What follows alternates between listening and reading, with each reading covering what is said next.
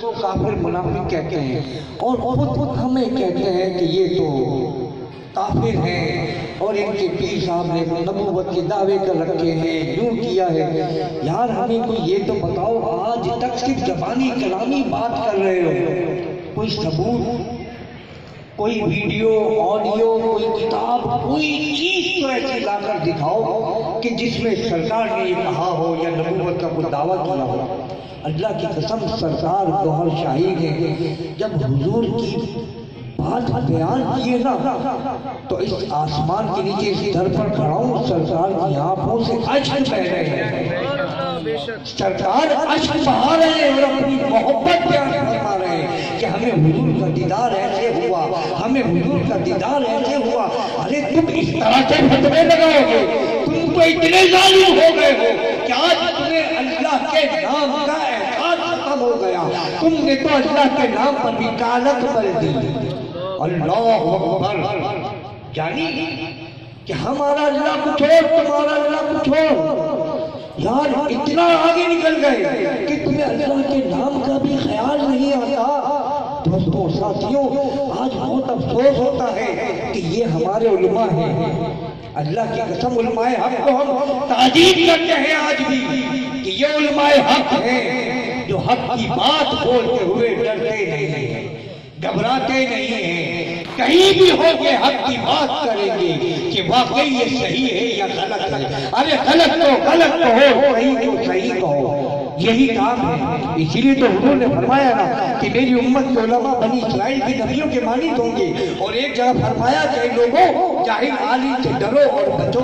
صحابہ نے عرض کی یا رسول اللہ صلی اللہ علیہ وسلم، عالم بھی اور جاہل بھی؟ آپ نے فرمایا کہ ہاں، کہ جس کا ظاہر عالم ہو اور باطن سیاہ یعنی جاہل ہو، ایسے عالم سے بچو۔ اور جو علماء حق ہیں ان کے لیے فرما دیا کہ بنی اسرائیل کی نبیوں کے مانند ہوں گے۔ عزیزان گرامی، انجمن سرفرشان اسلام یہی تو باتیں کر رہی ہے، لوگوں کو پیغام حق دے رہی ہے، حق کی بات بتا رہی ہے، اور پیر و مرشد حضور قبلہ عالم سرکار سیدنا ریاض احمد گوہر شاہی نے یہی تو قلب کی تعلیم دے دی۔ اللہ جانے کون سا گناہ کر دیا بھائی، لوگوں کو قلب کی عظمت ہی تو بتائی کہ یہ دل گوشت کا لوتھڑا ہے، اس کا کام کک کرنا ہے، دھڑکنا ہے۔ سائنس کہتی ہے یہ پمپ کرتا ہے، ہاں ہم بھی کہتے ہیں یہ خون پمپ کرتا ہے، لیکن اس کے ساتھ ایک لطیف مخلوق قلب بھی ہے کہ جو اللہ کے نام سے جاری ہو کر اللہ اللہ کرتی رہتی ہے۔ بس اتنا سرکار ہے جو سرکار نے فرمایا کہ یہ ذکر خود بھی کرو اور دوسروں کو دعوت دو۔ بس اتنی سی بات ہے جس کے اوپر اتنا بڑا مساس کھڑا کر دیا گیا ہے، اور نہ جانے کون کون سے الزامات لگا دیے گئے، بڑا دکھ اور افسوس ہوتا ہے۔ اور سرکار اللہ کی قسم مسکراتے ہی رہے، ہر وقت جب بھی دیکھا جب کوئی ایسی بات ہو رہی ہے سرکار مسکرا رہے ہیں۔ سرکار کی شان دیکھو، بات یاد آ رہی ہے تو کرتا ہوا نکل رہا ہوں، ٹائم بھی بہت ہو گیا، بہت معذرت کے ساتھ۔ کوٹھی میں جب یہ نیچے کا آستانہ بنا، شروع کی بات بتا رہا ہوں، جب یہ نیچے کا آستانہ تھا بالکل جنگل بیابان تھا، کچھ بھی نہ تھا وہاں پر، دور دور سناٹا تھا، ایک واحد سرکار کا گھر تھا، 2 کمرے تھے جس میں ایک ہال تھا جو آستانہ تھا، اور لائٹ بھی نہیں تھی اس وقت، رات کو جنریٹر چلا کرتا تھا بڑا بڑا، اور وہ بھی بڑے ٹائمنگ سے چلتا تھا۔ اگر ساتھی اس وقت کے ہوں ان کو یہ چیز یاد ہوگی کہ وہ جنریٹر بھی بڑے ٹائم پر چلا کرتا تھا، اس کے بعد جنریٹر رات کو بند ہو جاتا اور لائٹ نہیں جلا کرتا تھا۔ تو ایک دفعہ شام کا ٹائم تھا، سرکار عصر کے بعد نہا کر نکلے، اپنا وائٹ سوٹ پہنا، سرکار نے رومال اس وقت باندھا نہیں تھا، 2 کمروں کا گھر تھا سرکار کا، اس کی چھت سے جانے کے لیے بانس کی سیڑھی لگی ہوئی تھی، بانس کی سیڑھی تھی اس وقت، اور چھتیں بھی ٹائلوں والی چھت تھی، اس کے بعد گھر کا پلاسٹر ہوا ہوتا۔ شام کا ٹائم ہے، ہم اوپر چھت پر کھڑے ہوئے، سرکار نیچے شہر میں کھڑے ہیں۔ استاد کیا ہو رہا ہے؟ کچھ نہیں، سرکار ایسے ہی کھڑے ہوئے۔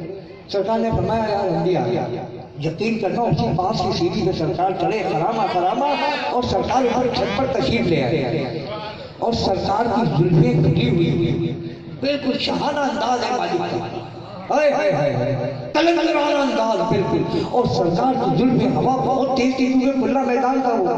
ہوا ایسی چلی اور سرکار کی زلفیں ادھر ادھر لہرا رہی ہیں اور سرکار بڑے مسکراتے ہوئے اوپر تشریف لائے.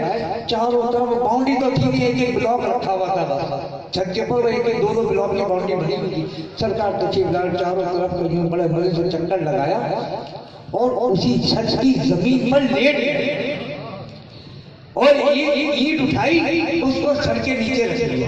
اللہ کی قسم شان دیکھتے ہیں, کائنات کا بادشاہ ہے, ساری کائنات کے خزانے اس کے قدموں میں پڑے ہیں. اور احساس دیکھا سرکار کو, بڑا مسکراتے ہوئے سرکار اسی زمین پر لیٹ گئے. مٹی تھی, پوری مٹی ہو رہی تھی. مسیح بھائی اٹھ کر بھاگے ایک کہ میں بستر یا گدا وغیرہ لے کر آؤں. سرکار نے روک دیا, نہیں مسیح بھائی رہنے دو, ہمیں ایسے ہی مزہ آ رہا ہے.